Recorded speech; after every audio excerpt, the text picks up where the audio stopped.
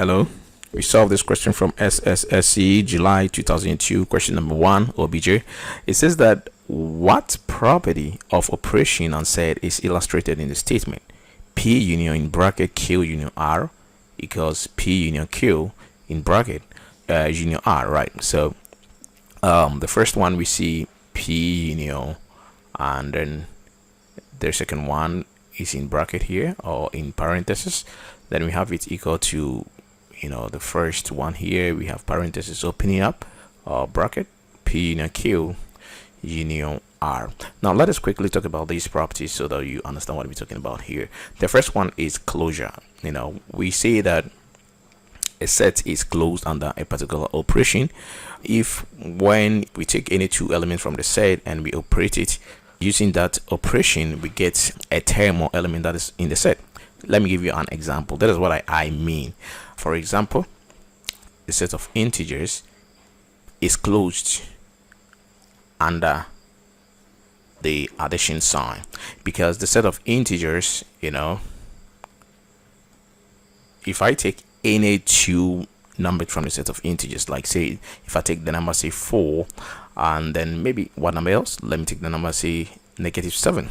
If I add them using the operation sign addition, that is the addition sign, if I add, I get -3, which is also in the set of integers. So when you take any two terms, you operate it using any operation sign, in this case the arithmetic operation sign addition here, and you get an element that is also in the set. We say that the set is closed. So the set of integers is closed under the operation sign addition. Another example that is opposite to this is that the set of integers, the same set of integers, is not closed. It's not closed under the division sign. Under the division sign, because if I take say the number 5 and 2 and I divide 5 by 2, I get 2.5, which is not an integer, so it's not in the set. So the set of integers. So if you look at this, we don't even have set over here. So A cannot be the correct option here. Let's go to B, commutativity. Say commutativity, or commutative. An operation is said to be commutative when you change the order of the terms, you still get the same answer. Example, addition and multiplication are both commutative. Why? Because if I write 3 times 2, I get 6. If I change the order of the terms and I write 2 times 3, I still get 6. So we say multiplication is commutative. In the same vein, if I write 3 plus 2, I get 5. If I change the order and I write 2 plus 3, I still get 5. If this happens, then we say that addition is also commutative. Now when we come to these operations, the union, here we have the this sign is called the union. Now the union is commutative here. That is true. The union is commutative here. So this is what I'm saying here. P union Q, whatever you get is the same as Q union P. All right, so that is that. But if you look at the question that we have here, if we were to apply commutativity, then of course we should be looking at the set P and all of this set here. For commutativity, we could have had something like P union into bracket Q union R is equal to, then we write this one first, the set of Q union R union P. But that is not what we are seeing here. What we are seeing here, that in bracket when we get to the right, is not Q union R, it's now P union Q. So making commutativity or commutative property not applicable here. Let's talk about the distributive. Now the word literally means to distribute. And let me try to use addition and multiplication here before I come to the union and intersection.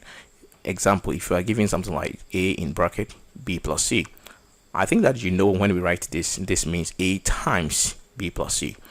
We have two arithmetic operations signs on the left hand side here. If we are to expand the bracket or the parentheses, this is what we're going to do. We are going to multiply the A by the B so that we get AB. Then we have the A times the C, so we have positive AC. Now there is something that you have to realize here. We have addition sign here, 1 here, and then we have 1 here. But what is happening here is that in between the A and B, there is an operation here, an arithmetic operation here, which is multiplication. In between A and C, we have multiplication. So you could see that here we had only one multiplication sign, But when we came over to the right hand side, the multiplication has been distributed to these two terms. So distribution, that's to share, something like sharing. So the number of signs that we have here has increased. So when you are talking about distributive property, then we should get two operation signs here.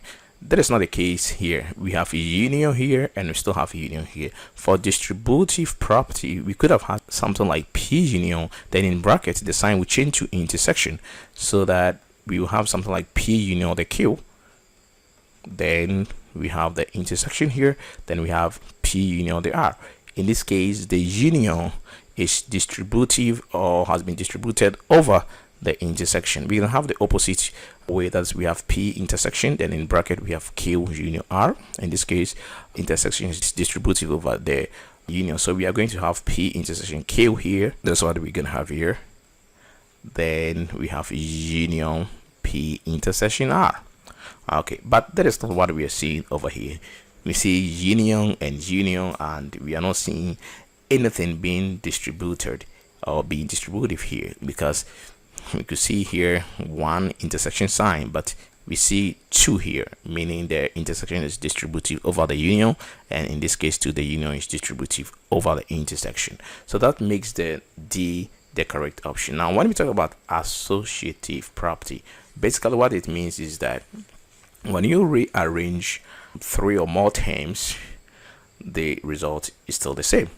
If you can get that, then we see that associative property is in play. For example, look at this. If I do this P union Q union R, right, and then I put brackets on the second and the third, and I write the same thing, P union Q union R, I don't change it, and this time around I decided to put the brackets on the first two. You can see that we have the same terms here, we have the same thing here, but the arrangement has changed. The parenthesis was introduced on the second and third terms, and here we had it on the first and second terms here. So if we can get the same results when we do this, then that is what we call the associative property. So if you look at the question that we have over here, we can see that the same thing is here, P union Q union R, P union Q union R. Nothing has changed here. We have not reordered anything here, just the parentheses to change how they are simplified. So of course, when rearrangement does not affect the result and we have three terms, in this case we call it the associative property. So the correct answer is D.